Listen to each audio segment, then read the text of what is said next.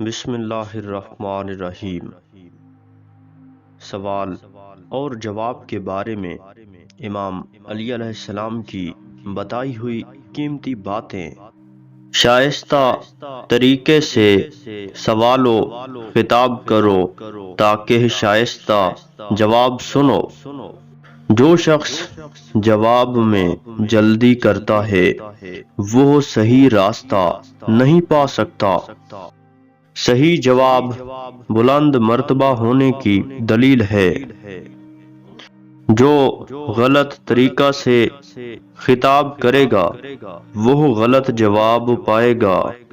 بری بات نہ کہو اور جواب دینے میں تیزی نہ کرو۔